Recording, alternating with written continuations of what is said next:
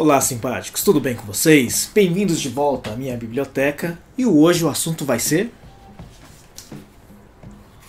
isso aqui.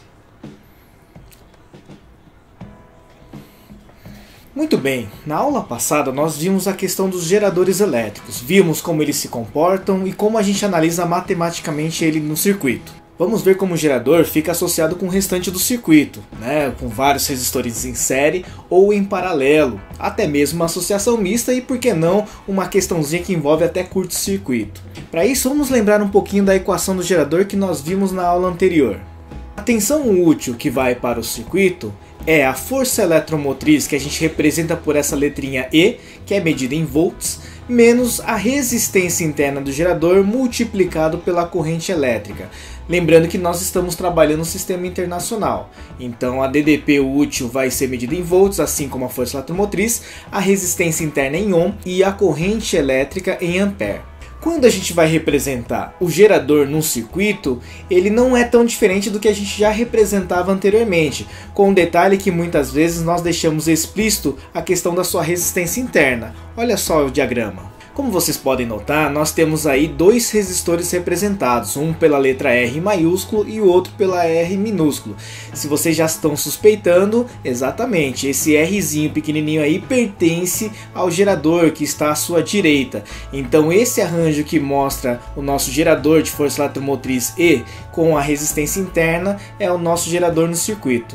E aí, matematicamente, o que a gente precisa ficar atento? Como relaciono a tensão útil do gerador com a tensão que vai ser recebida pelo circuito? A matemática parece ser complicada, mas é só uma questãozinha de substituição e eliminando algumas coisinhas. Segue o fio.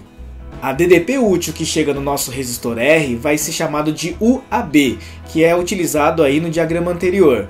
Lembre-se da primeira lei de Ohm, que a tensão é igual a resistência vezes corrente.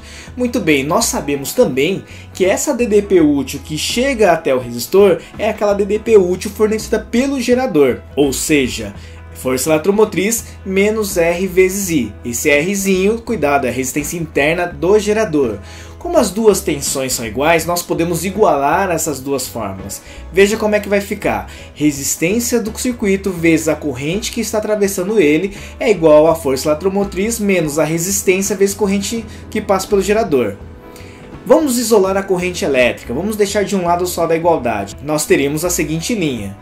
E aí a gente pode colocar a corrente elétrica em evidência. Finalmente nós podemos isolar a corrente elétrica e escrever uma formulazinha que fica conhecido como a lei de Ohm-Poulet.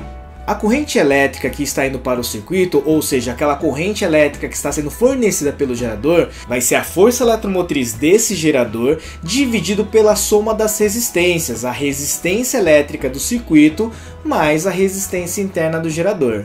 Então veja que essa lei de Ohm-Poulet, na verdade, ela é a lei de Ohm, só que levando em conta e deixando explícito a presença do gerador que a gente acabou de estudar, deixando bem claro a questão da força eletromotriz e também a resistência interna desse gerador. Essa aulinha foi mais curtinha, porque era apenas apresentar esse detalhe que envolve aí o circuito com o gerador que a gente acabou de ver. No entanto, reserva vários exercícios, então tem muita aplicação, não só em questões de vestibular, mas também probleminhas do dia a dia. Então para a aula de hoje é somente isso. Faça o resuminho, lembre-se bem, tente memorizar um pouco a lei de Ohm. Se não for possível, aplique corretamente a primeira lei de Ohm que vai dar tudo certo. Se tiver qualquer dúvida, é só comentar que a gente vai responder na medida do possível. Até a próxima!